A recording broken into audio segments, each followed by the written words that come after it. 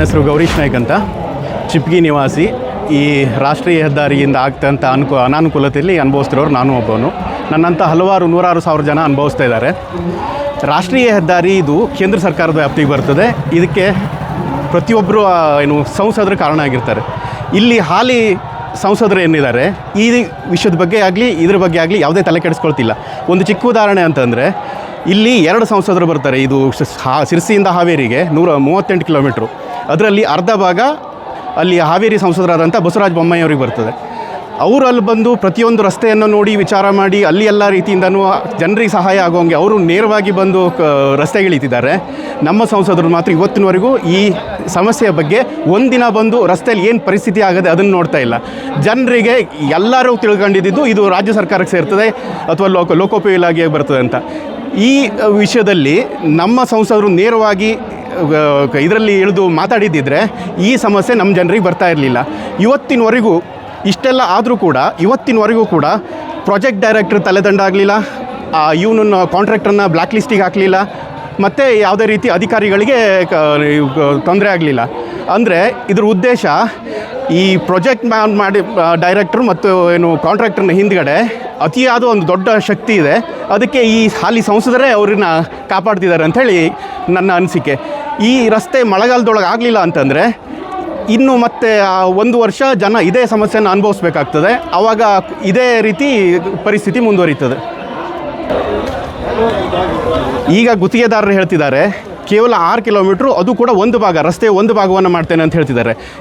ಒಂದು ಭಾಗ ಮಾಡಿಕೊಟ್ರೆ 18 ಫುಟ್ 36 ಫುಟಿನ ರಸ್ತೆ 18 ಫುಟ್ ಮಾಡಿಕೊಟ್ರೆ ಅದು 6 ಕಿಲೋಮೀಟ್ರು. ಅಂದರೆ ಉಳಿದ ರಸ್ತೆ ಕತೆ ಏನು?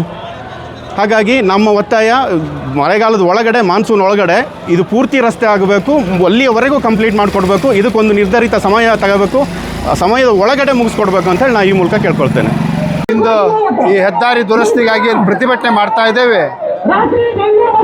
ಈ ಪ್ರತಿಭಟನೆ ನಮ್ಮ ಈ ರಸ್ತೆ ದುರಸ್ತಿ ಆಗೋವರೆಗೂ ಮುಂದುವರಿಯುತ್ತದೆ. ಹಾಗೂ ನಮ್ಮ ಪಕ್ಕದ ಹಾನಗಲ್ ತಾಲೂಕಿನಲ್ಲಿ ಅಲ್ಲಿಯ ಜನಪ್ರತಿನಿಧಿಗಳು ವಿಸಿಟ್ ಮಾಡಿ ಇದನ್ನು ತಕ್ಷಣ ಮುಂದುವರಿಸಬೇಕು ಅನ್ನೋದಕ್ಕೆ ಇನ್ನು ಕೇವಲ ಒಂದು 5 ಕಿಲೋಮೀಟರ್ ಮಾತ್ರ ಕಾಮಗಾರಿ ಉಳಿಸ್ಕೊಂಡಿದ್ದಾರೆ. ನಮ್ಮ ಜಿಲ್ಲೆಯ ಜನಪ್ರತಿನಿಧಿಗಳು ಇಲ್ಲಿವರೆಗೂ ಈ ರಸ್ತೆ ಸುಳಿದ ಇರುವುದು ನೋಡಿದರೆ ಇದು ದುರದೃಷ್ಟಕರ. ಹಾಗಾಗಿ ಸಂಬಂಧಪಟ್ಟ ಜನಪ್ರತಿನಿಧಿ ಸಂಸದರಲ್ಲಿ ಯಾರು ಇರಲಿ, ಅವರು ಬಂದು ಈ ರಸ್ತೆಯನ್ನು ಒಂದು ಸರಿ ವಿಸಿಟ್ ಮಾಡಿ ತಕ್ಷಣ ಕೆಲಸ ಅತಿ ಬೇಗ ಸ್ಟಾರ್ಟ್ ಮಾಡಲಿಕ್ಕೆ ಕಳಕಳಿ ತೋರಬೇಕು. ಉಳಿದ ಕಳಕಳಿ ತೋರಿದಾಗೆ ಮತ್ತು ಈಗೇನು KSRTC ಬಸ್ನವರು ಈಗ ಈ ರೂಟಿಂದ ಡೈವರ್ಟ್ ಮಾಡಿ ಬೇರೆ ಬೇರೆ ರೂಟಿನಲ್ಲಿ ಬಿಟ್ಟಿದ್ದಾರೋ, ಹಾಗಾಗಿ ಇಲ್ಲಿಯ ಜನರ ನೆಮ್ಮದಿಗಾಗಿ ಸ್ಥಳೀಯರಿಗೆ ವಾಹನದ ವ್ಯವಸ್ಥೆ ಮಾಡಿ ಬೇರೆ ಮಾರ್ಗದ ಬಸ್ಸುಗಳನ್ನು ಈಗ ಹೇಗೆ ಬೇರೆ ಕಡೆ ಡೈವರ್ಟ್ ಮಾಡಿದ ಅದೇ ಥರ ಮಾಡಬೇಕು ಅಂತ ಹೇಳ್ತಾ ಈಗ ಪ್ರತಿಭಟನೆ ನಾವು ಈಗ ಮುಂದೆ ತೀರ್ಮಾನ ಮಾಡಿ ಇನ್ನೂ ಉಗ್ರವಾದ ಪ್ರತಿಭಟನೆ ಈ ರಸ್ತೆ ಆಗೋ ತನಕ ಮಾಡ್ತೀವಿ ಅಂತ ಹೇಳ್ತಾ ಇದ್ದೀವಿ. ಕಳೆದ ಅನೇಕ ವರ್ಷಗಳಿಂದ ಸಾಗರಮಾಲಾ ಯೋಜನೆಯಡಿ ಶಿರಸಿಯಿಂದ ಹಾವೇರಿವರೆಗೆ ಸಾಗಿರೋ ರಸ್ತೆ ದುರಸ್ತಿ ಹೇಳುತ್ತಿರೋದಾಗಿದೆ. ಇದರಲ್ಲಿ ಒಂದು ರಾಜಕೀಯ ಹಿತಾಸಕ್ತಿನೋ ಅಥವಾ ಯಾರ ಪುರುಷಾರ್ಥಕ್ಕೆ ಜನಪ್ರತಿನಿಧಿಗಳು ಕೆಲಸ ಮಾಡ್ತಾರೆ ಅನ್ನೋದೇ ಗೊತ್ತಾಗಲ್ಲ. ಕಾರಣ ಇಷ್ಟೇ, ಸಮಸ್ಯೆಗೆ ಆ ಕಡೆ ಇನ್ನೊಬ್ಬ ಸಂಸದರು ಇದ್ದಾರೆ. ಅಲ್ಲಿ ರಸ್ತೆಗಳು ಈಗಾಗಲೇ ಬಹುತೇಕ ಕಾಮಗಾರಿಗಳು ಮುಗಿಯುವ ಹಂತದಲ್ಲಿದೆ.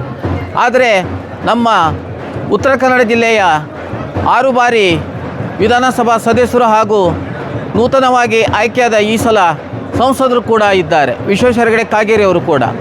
ಆದರೆ ಅವರು ಇಲ್ಲಿ ತನಕನೂ ಚಿಪ್ಗಿ ಪೊಲೀಸ್ ನಾಕಾದಿಂದ ಬಿಸಿಲುಕೊಪ್ಪದವರಿಗೆ ಕನಿಷ್ಠ ಜನರ ಬಗ್ಗೆ ಒಂದು ಸೌಜನ್ಯ ಅವರಿಗಿದ್ದರೆ ಅದು ಈಗಾಗಲೇ ಈಗ ಚಿಪ್ಗಿಯಿಂದ ಇರ್ಬೋದು, ಇಲ್ಲಿ ತನಕನೂ ಶಾಲಾ ಕಾಲೇಜುಗಳು ಕೂಡ ಇದೆ. ಚಿಪ್ಗಿ ದಮನವೇಲ್ ಶಾಲೆ ಇದೆ, JMJ ಶಾಲೆ ಇದೆ, ಅದೇ ರೀತಿ ಶ್ರೀನಿಕೇತನ ಶಾಲೆ ಇದೆ, ಚಂದನ ಶಾಲೆ ಇದೆ. ಪ್ರತಿನಿತ್ಯ ವಿದ್ಯಾರ್ಥಿಗಳು ಓಡಾಡ್ತಾ ಇದ್ದಾರೆ. ಈಗ ಬರುತ್ತಿರುವುದು ಮಳೆಗಾಲ ಆಗಿರೋ ಹಿನ್ನೆಲೆಯಲ್ಲಿ ನಾವು ಈಗ ಚಿಪ್ಗಿ ಭಾಗದಿಂದ ಅವರು 8 ಕಿಲೋಮೀಟರ್ ರಸ್ತೆ ಮಾಡ್ತೆ ಅಂತ ಹೇಳ್ತಿದ್ದಾರೆ. ಅದು ಕೇಳಿದ್ರೆ ಅರ್ಧ ಮಾಡಿ ಯಾವ ಪುರುಷಾರ್ಥಕ್ಕೆ ಇವ್ರದ್ದು? ಈಗಾಗಲೇ ಗುತ್ತಿಗೆದಾರ ನೋಡ್ರೆ ಕಂಡಲ್ಲಿ ವಾಹನಗಳು ನಿಲ್ಲಿಸ್ತಾ ಇದ್ದಾರೆ.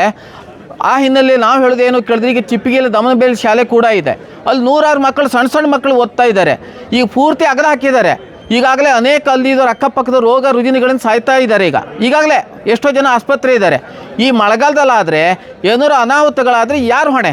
ಆ ಹಿನ್ನೆಲೆಯಲ್ಲಿ ನಾನು ಸಂಸದರು ಇರ್ಬೋದು, ಜಿಲ್ಲಾಧಿಕಾರಿಗಳು ಇರ್ಬೋದು, ಅಥವಾ ಈಗ ಪೊಲೀಸ್ ಇಲಾಖೆ ಮೇಲೆ ಗುತ್ತಿಗೆದಾರನ ಮೇಲೆ ಕಂಪ್ಲೇಂಟ್ ಆದರೂ ಯಾವುದೇ ಪ್ರಯೋಜನ ಇಲ್ಲ. ಅವು ಎಷ್ಟು ದೊಡ್ಡ VIP ಇರ್ಬೋದು, ನಮ್ಮಂಥ ಮಧ್ಯಮ ವರ್ಗದವ್ರು 1% ಏನಾರು ಆಯ್ತು ಅಂದರೆ ಇವತ್ತು ತಗೊಂಡು ಹೋಗ್ಕೊಂಡು ಹಿಂಡಲ್ಗಾ ಜೈಲ, ಬಳ್ಳಾರಿ ಜೈಲಿಗೆ ಅಲ್ಲಿ ಕಳಿಸ್ತಾರೆ. ಆ ಹಿನ್ನೆಲೆಯಲ್ಲಿ ನಾವು ಗುತ್ತಿಗೆದಾರನ ಅವ್ರು ಕೂಡಲೇ ಕರೆಸಬೇಕು. ಇಲ್ಲ ಅಂತ ಹೇಳಿದ್ರೆ ಈಗ ದಮನಬೇಸ್ ಶಾಲೆ ಏನು ಜೂನ್ದಿಂದ ತಿಂಗಳು ಸ್ಟಾರ್ಟ್ ಆಗುತ್ತೆ, ಅಲ್ಲಿ ಕಾಮಗಾರಿ ಆಗದಿದ್ದರೆ ನಾವು ಅಲ್ಲಿ ಶಾಲೆ ಕೂಡ ಪ್ರಾರಂಭ ಮಾಡಲಿಕ್ಕೆ ಕೊಡೋದಿಲ್ಲ ನಾವು.